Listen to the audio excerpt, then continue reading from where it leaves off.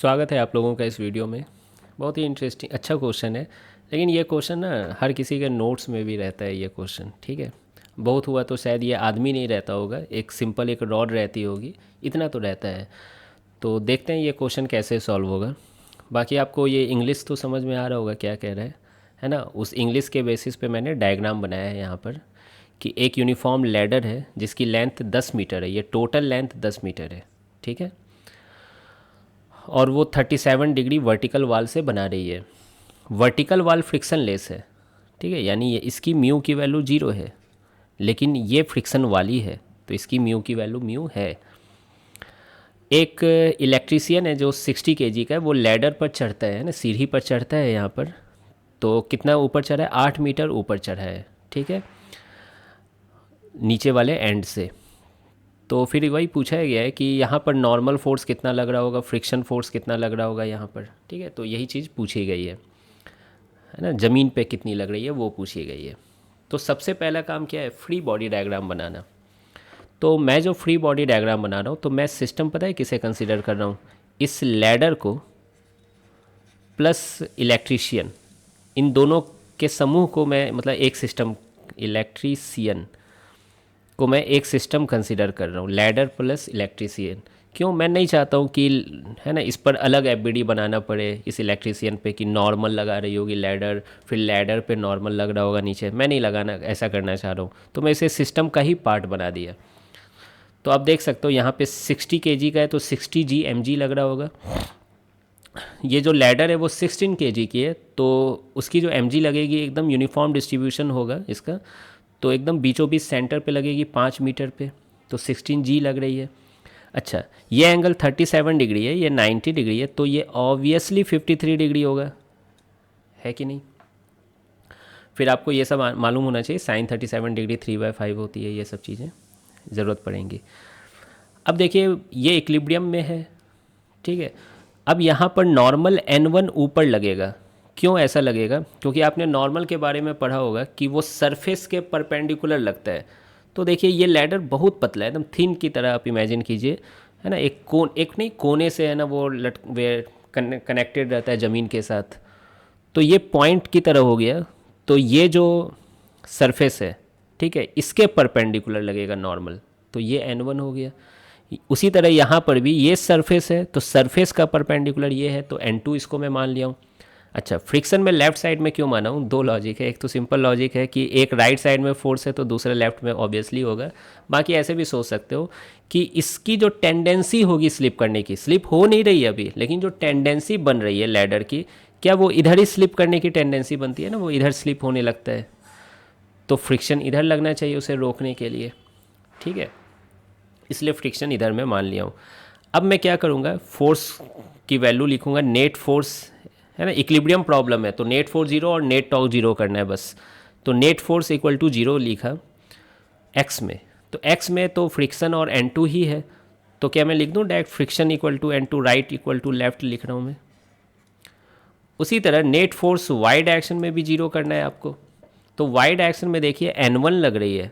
अच्छा, बस n1 लग रही है ऊपर, और नीचे में कौन लग रही है? 60G और 16G। तो n1 इक्वल टू क्या हो जाएगा? 60G plus 16G।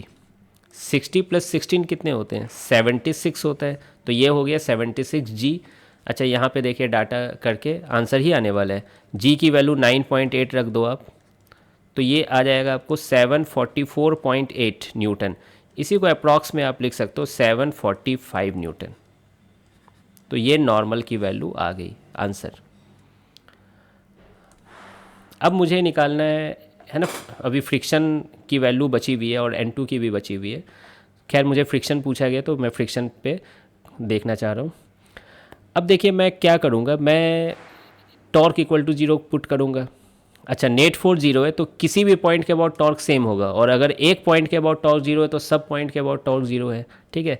तो ए पॉइंट के अबाउट मैं टॉर्क 0 करना चाह रहा हूँ। क्यों करना चाह रहा हूँ ए पॉइंट के अबाउट टॉर्क 0? क्योंकि यहाँ से दो दो वेरिएबल वाली फोर्स पास कर रही है, मैं चाह रहा हूँ ज़्यादा से ज़्यादा लोगों का 0 हो जाए, ठीक है। तो इस पॉइंट के अबाउट कर रहा हूँ। तो मेरी जो आदत है ना, आपकी शायद अलग आदत हो सकती है net torque equal to 0 put करने की। मेरी जो आदत है कि एंटी क्लॉकवाइज को एक तरफ लिखता हूँ, क्लॉकवाइज को इक्वल टू के दूसरे साइड में लिखता हूँ। मैं प्लस के कैप माइनस के कैप ये सब ज़्यादा विश्वास नहीं करता, है ना, टाइम वेस्ट होता है उसमें।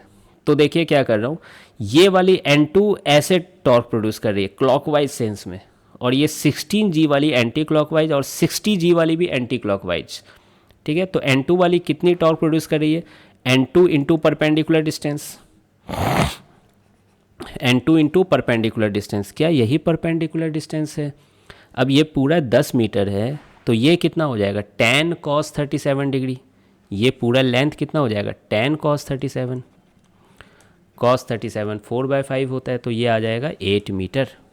तो N2 इंटू 8 मीटर। ठीक है, अब देखिए 60G का कितना टॉर्क होगा, तो 60G इंटू ये परपेंडिकुलर डिस्टेंस है, ये परपेंडिकुलर डिस्टेंस। अब देखिए ये 8 मीटर है, ये 53 डिग्री है, तो ये कितना हो जाएगा, 8 cos 53 डिग्री हो जाएगा। ये सब बेसिक है, आपको मालूम होना चाहिए। 8 cos 53 डिग्री हो जाएगा। तो मैं ऐसा करता हूँ, यहीं पर लिख देता हूँ 8 cos 53 डिग्री प्लस 16G का कितना हो जाएगा, 5 cos 53 डिग्री। उसी तरीके से अब हम लोग इसको सॉल्व कर रहे हैं, N2 इंटू 8। ठीक है, अच्छा मेरा मन क्या कर रहा है, 8 से इसको काट ही लेते हैं। देखिए कितना मौका अच्छा मिल रहा है, 8 से ये 8 कट ही जा रहा है, और 8 2 जा 16 हो जाएगा, है ना, तो काट ही लेते हैं इसको। तो यहाँ क्या बचा, 60G cos 53 डिग्री 3/5 होता है। ठीक है, और ये हो गया 2 इंटू 5 10 हो जाएगा, tan G और cos 53 डिग्री अगेन 3/5। ठीक है, आप देख सकते हो 5 से ये 60 कट जाएगा 12 बार में, 12 3 जा 36 हो जाएगा, और यहाँ से 5 2 जा 10, 3 2 जा 6, तो 6G हो जाएगा, 36G प्लस 6, 36 प्लस 6 42, तो 42G हो गया यहाँ पर। अब G की वैल्यू रखने का मौका है, 9.8 रख लीजिए। तो ये लगभग जो 42 इंटू 9.8 जो होती है वो कैलकुलेट कर लीजिए, ये कितना आता है, 411.6 न्यूटन आता है। ठीक है, इसी को अप्रॉक्स में जो आंसर दिया हुआ है वो दिया हुआ है 411.6 को 412 लिखा हुआ है। ठीक है, 412 न्यूटन। ठीक है, अब देखिए N2 की वैल्यू 412 न्यूटन है, तो यहाँ पर आप देख सकते हो इस इक्वेशन से फ्रिक्शन की वैल्यू कितनी होगी, 412 न्यूटन होगी। ठीक है, तो फ्रिक्शन भी आ गया। अब एक लास्ट चीज़ बचा हुआ है जो सबसे इंटरेस्टिंग है ना, उसको ध्यान से समझिएगा। What should be the minimum coefficient of friction for the electrician to work safely. मतलब मिनिमम कोफिशिएंट ऑफ फ्रिक्शन क्या हो इस ग्राउंड का कि ये इलेक्ट्रिशियन सेफ रहे, मतलब वो लैडर के साथ स्लिप होकर गिर ना जाए। ठीक है, तो एकदम बर्फ़ रहता तो शायद बचा भी नहीं पाता, है ना, तो इसलिए कुछ ना कुछ फ्रिक्शन तो होनी चाहिए। तो अब देखिए इसको कैसे निकालते हैं। ये फ्रिक्शन चैप्टर में आप ये काम बहुत किया, और सर्कुलर मोशन के चैप्टर में भी, कि ये सिस्टम रुकी रहे तो फ्रिक्शन उसे रोक रहा है, यानी फ्रिक्शन की रिक्वायरमेंट है। और फ्रिक्शन की रिक्वायरमेंट कितनी है, 412 न्यूटन होनी चाहिए। लेकिन क्या फ्रिक्शन कुछ भी लग सकता है क्या, नहीं, फ्रिक्शन की एक लिमिटेशन है ना। ये स्टैटिक फ्रिक्शन है, आप देख सकते हो ये स्टैटिक फ्रिक्शन है। तो स्टैटिक फ्रिक्शन की एक लिमिटेशन है कि वो म्यू एन से कम ही लग सकता है। तो आप यहाँ पर एक इक्वेशन लिखोगे, F should be less than equal to Fs max. ठीक है, फॉर सेफ्टी पर्पस। तो देखिए F तो F ही है, मैक्सिमम फ्रिक्शन मालूम है क्या होता है, म्यू एन होता है। तो यहाँ से आप देख सकते हो mu greater than equal to F by N आ गया, mu greater than equal to F by N. अब आप F की वैल्यू पुट कर दीजिए 412 न्यूटन, और नॉर्मल की वैल्यू कितनी है, यहाँ पे देखिए नॉर्मल N1 है यहाँ पर। ठीक है, N1 है, N1 की वैल्यू कितनी है, 745।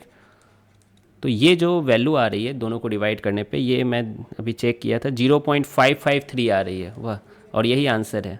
बहुत अच्छा, इसको इधर लिख देता हूँ।